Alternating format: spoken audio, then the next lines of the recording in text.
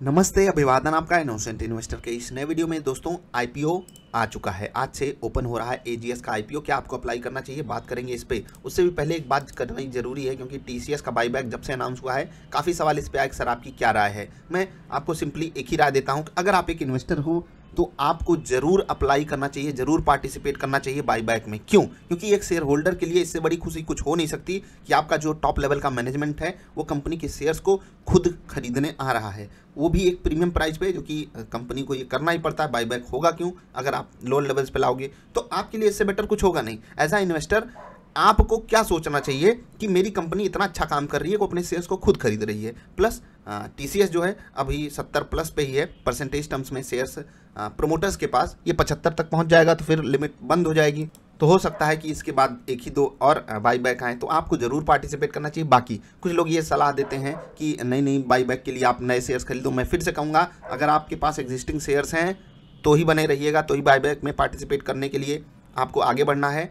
Buyback में सिर्फ participate करने के लिए स्टॉक्स खरीदोगे, बुरा पछताओगे, चाहे स्टॉक भले ही यहाँ से 5% नीचे आपको मिल रहा हो, तो ठीक है, वो आपको नहीं करना है। क्योंकि एक ट्रेडर वाले माइंडसेट वाले बंदे के लिए बाईबैक जैसी चीज़ें या स्प्लिट जैसी चीज़ें, बोनस जैसी चीज़ें, डिविडेंड जैसी चीज़ें होती ही नहीं है। ट्रेडर के लिए ये सब नहीं होता है, क्योंकि ये सब हमको शॉर्ट टू मीडियम टर्म में पेन देता है। लॉन्ग रन के लिए बहुत अच्छी बात होती है कंपनी के लेवल पर, लेकिन शॉर्ट टर्म में बड़ा पेन होता है। अगर आप कहोगे मैं इस पर एक पूरी कंप्लीट वीडियो बना दूंगा अगर आप सबको चाहिए तो।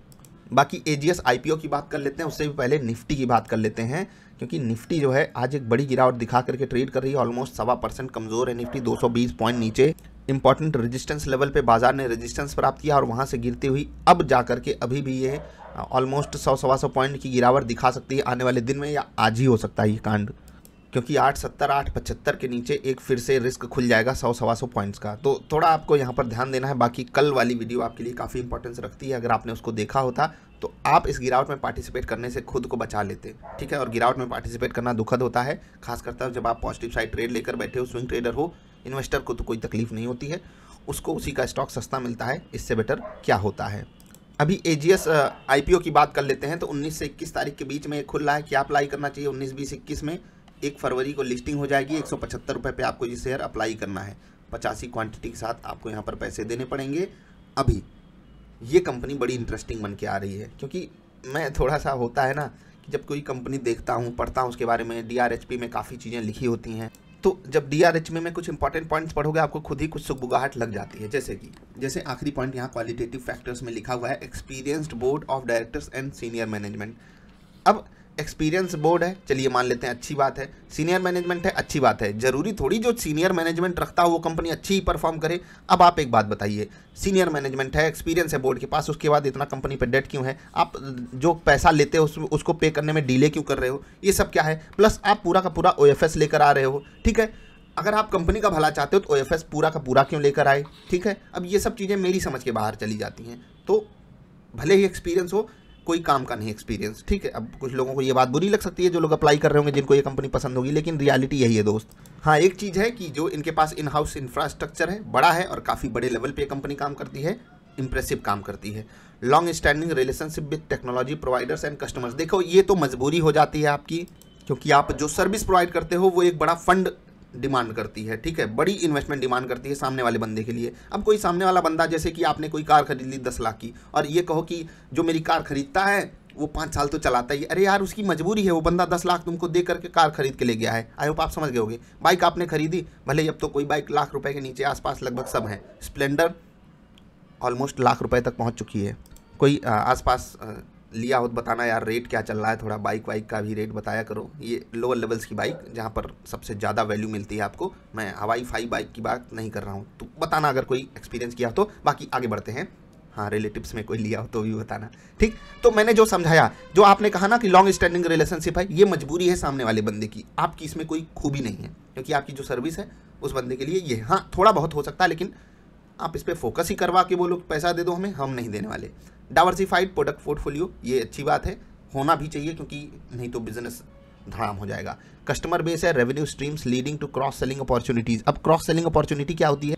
सामान मेरा है, बेच कोई और रहा है, अब ये कैसे होगा? मैं सामने वाले बंदे को दे दूंगा कमीशन, समझ रहे हैं ना? आई होप आप समझ गए होंगे। बाकी अन्य चीज़ें अगर आप पढ़ोगे, customer driven portfolio with strong capabilities, बस लिख देते हैं strong capabilities to develop customise solutions in house. अच्छी बात है, आपके पास इन हाउस रिसर्च टीम है जो काफ़ी कारनामे करके देती है, सबका भला होना चाहिए। Omni channel integrated payment and cash solution provider, ये है बड़ी बात, क्योंकि यहाँ पर कंपनी खुद हमको ये आकर के कह रही है कि मेरी जैसा, जैसे एक गाना था तेरे भाई जैसा कोई हार्ड डिस्क नहीं है, तो बिल्कुल वैसे ही ये आकर के कंपनी कह रही है कि आपके जो कंपनी है आपकी ये वाली, इसके जैसी कोई कंपनी बाज़ार में लिस्टेड ही नहीं है। साफ साफ मैं आपको दिखा देता हूँ कि यहाँ पर इन्होंने जो है, एक minute, comparison with industry peers, there are no listed companies in India whose business portfolio is comparable with that of our business and comparable to our scale of operations. अब आपको मैं एक कंपनी दिखाता हूँ, ये है CMS इन्फो, अभी recently ये कंपनी भी आई है, 220 उसके बाद 300 के आसपास ट्रेड कर रही है, धूम धड़ाका हो रहा है ना यहाँ पर। अब अगर आप इस कंपनी को जाकर के चेक करोगे इनके कंपेरिजन में, तो बिल्कुल अलग ही आपको सिनारियो दिखाई देगा। अब ये भाई साहब आके कह रहे हैं तेरे भाई जैसा कोई हार्ड डिस्क नहीं है, तो हम कैसे मान लें यार, कंपनी तो लिस्टेड है, उसका नाम ही है कैश मैनेजमेंट सिस्टम करके आप जाकर पढ़ना, आपको बहुत मजा आने वाला है। तो कंपनी क्या ही आनी पानी चीज़ आके बोल रही है, ये नहीं बोलना चाहिए। अब हम बात कर लेते हैं थोड़ा सा वैल्यूएशन देखने की कि क्या हो रहा है। एक चीज़ मैं आपको बताऊंगा कि यहाँ पर जो कंपनी ने बताया, उसके अलावा मैं आपसे एक बात शेयर करना चाहता हूँ अर्निंग्स देखने से पहले, कि इनका जो ऑफलाइन मार्केट है, ऑफलाइन मतलब of IPO, of stock market वाली बाजार है, कुल मिलाकर मैं सिर्फ इतना कहना चाहता हूँ, जो लिस्टेड स्पेस से अलग हट के बाजार है, वहाँ पर इनको बहुत बड़ा कंपटीशन फेस करना पड़ता है। नो डाउट कि ये एक बड़ी कंपनी है, काफ़ी बड़ी कंपनी है, काफ़ी बढ़िया काम कर रही है, लेकिन कंपटीशन तो इनको फेस करना पड़ेगा।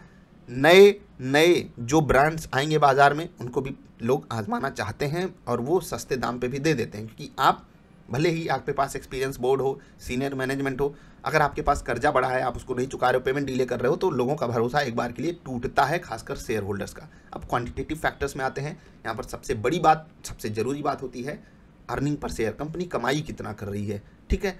तो यहाँ देखने वाली बात है, क्योंकि कंपनी, फिर से यहाँ एक चीज़ हमको नहीं पता चलेगी, लेकिन 19 में जो कंपनी का बेसिक EPS है, डायल्यूटेड मैं नहीं देखता हूँ, 5.5, 7, 4.62, ठीक है। तो यहाँ पर आप देखिए, कंपनी पहले ज़्यादा कमा रही थी, फिर और ज़्यादा कमाई, फिर तकलीफ आ गई, कोई बात नहीं, लेकिन इतना बड़ा डेंट यहाँ नहीं पड़ना चाहिए था, 7 से यहाँ पर आ जाना, ठीक। और अभी जो ये तो 2021 में जो साल खत्म हुआ उसकी बात हो रही, उसके बाद क्या हुआ, उसके बाद वाली कहानी इन्होंने नहीं बताई है। और अभी अर्निंग पर शेयर शायद माइनस में, मैं आपको दिखाऊंगा ज़रूर। वेटेड एवरेज अगर आप देखोगे 5.5 का है, 175 रुपये पे मैं इनका वैल्यूएशन जरा सा कंपेयर करूंगा, ठीक है। 175, 175 अपॉन 57, ये है वेटेड एवरेज, ऑलमोस्ट 31-32 के प्राइस टू अर्निंग मल्टीपल पे आ रहे हैं। सस्ता क्यों नहीं दिए भाई, शेयर सस्ता कर देना था, कम से कम निफ्टी के मुकाबले तो सस्ता कर ही देना चाहिए था। अब हम अगर फॉरवर्ड 12 महीने का देखेंगे तो हमें तकलीफ होने वाली है, क्योंकि ये चीज़ मैं बहुत ज़रूरी आपको बताऊंगा। चलिए देख लेते हैं, हाँ वीडियो पसंद आ रही तो लाइक कर दिया करो।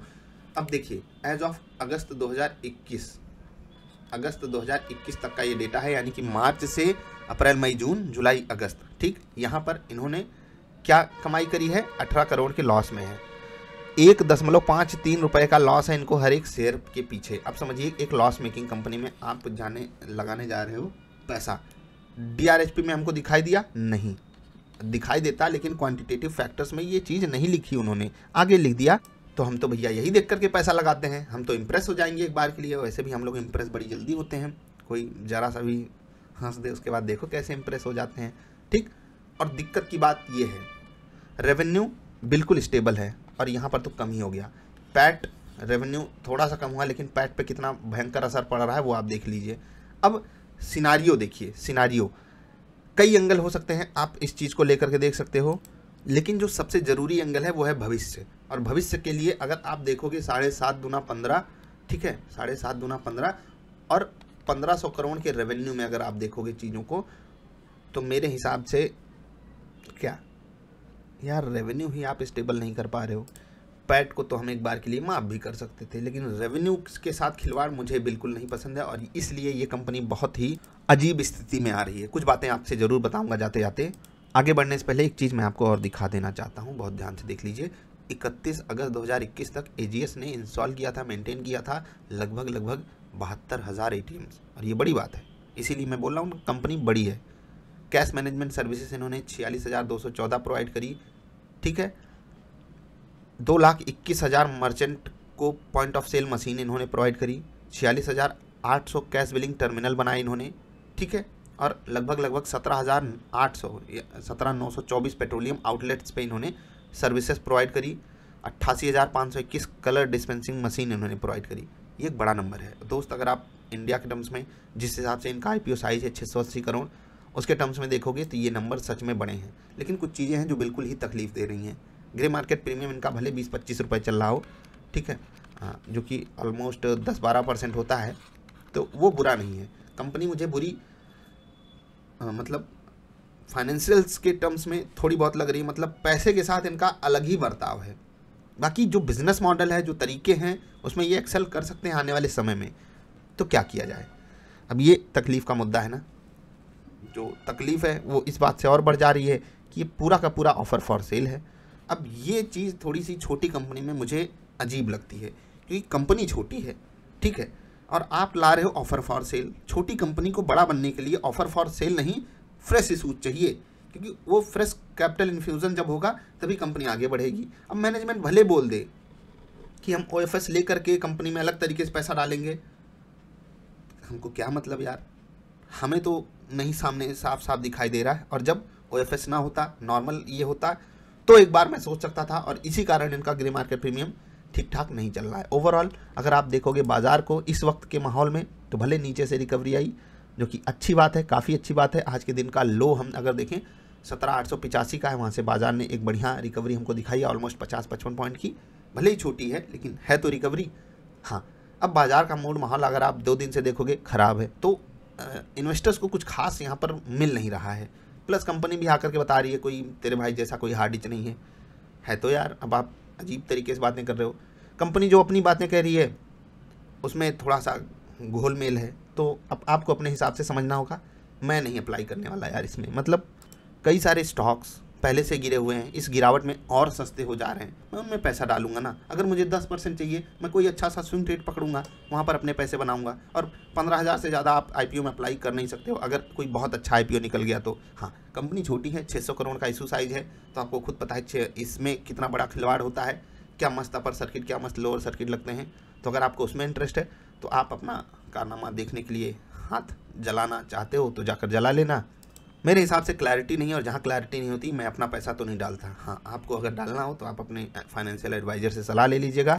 जिन लोगों ने ग्रे मार्केट प्रीमियम को लेकर के मैसेज किया था कि सर इसका ग्रे मार्केट प्रीमियम पॉजिटिव है, तो उनसे मैं एक ही बात कहना चाहूँगा दोस्त, पेटीएम का भी था और वो अभी 50% नीचे है। हाँ, वो बड़ा IPO साइज था, उतना भयंकर यहाँ पर कांड होने के चांसेस कम है, लेकिन हो तो कहीं भी सकता है, ये तो आप जानते ही हो। छोटी कंपनी है, उसके साथ खिलवाड़ किया जा सकता है, उसके शेयर्स के साथ आनाकानी की जा सकती है। आपको खुद पता है किस तरीके से चीज़ें चलती हैं मार्केट में, तो आपकी जिम्मेदारी है अपनी सुरक्षा अपने हाथ रखना, तो ये कीजिएगा। और हाँ, जो लोग TCS के बायबैक के बारे में बार बार सवाल पूछे मुझसे, मैं उनसे एक ही बात कहूँगा, यार एज अ शेयर होल्डर तकलीफ़ क्या है आपको?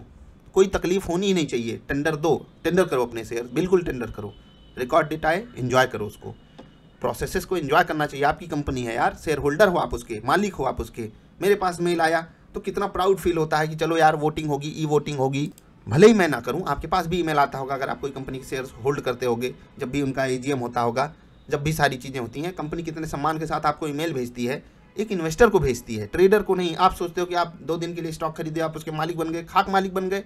बस आप सवाल पूछोगे, सर ये बताइए 10% मिल जाएगा, 15% ये प्रीमियम पे आ रहा है, ये कर दें, वो कर दें, ऐसा कर दें, वैसा कर दें। आप कहोगे तो मैं भी दिमाग लगा के आपको समझा ही दूंगा, क्योंकि बहुत सारे लोगों को यही बात समझनी है। 1% के आसपास वो इक्विटी खरीद रहे हैं आपसे, तो आपको खुद पता है कि उसका रेशियो क्या जाने वाला है। हाँ, रिटेल इन्वेस्टर को एक छूट मिलती है, बड़ी छूट मिलती है, तो आप उसमें एंजॉय कर सकते हो। आप ही को फ़ायदा मिलेगा और किसी को नहीं मिलने वाला। काम आप ही के लिए कर रही है कंपनी। और TCS जैसी कंपनी जो हीरा है भारत देश की, उससे भी बेटर कुछ हो सकता है, वो कह सकते हो। तो वहाँ पर तो आपको कोई संदेह होना ही नहीं चाहिए ना, शेयर होल्डर्स के हित के इतर कुछ कंपनी करेगी। तो शुभकामनाएं आपको, अगर आप शेयर होल्डर हो, एंजॉय करो। हाँ, बहुत बड़ी गेंस की एक्सपेक्टेशन मत रखना, क्योंकि TCS बहुत बहुत बहुत बड़ी कंपनी है भारत की, समझ रहे हैं ना। हाँ, छोटी कंपनी नहीं है कि उछल कूद मचाएगी। बाकी IPO में समझदारी आपकी चाहिए मुझे। प्रीमियम देखकर ही अप्लाई नहीं किया जाता। अभी के लिए इतना ही, जल्दी मिलेंगे। वीडियो देखने के लिए आपका आभार, नमस्कार।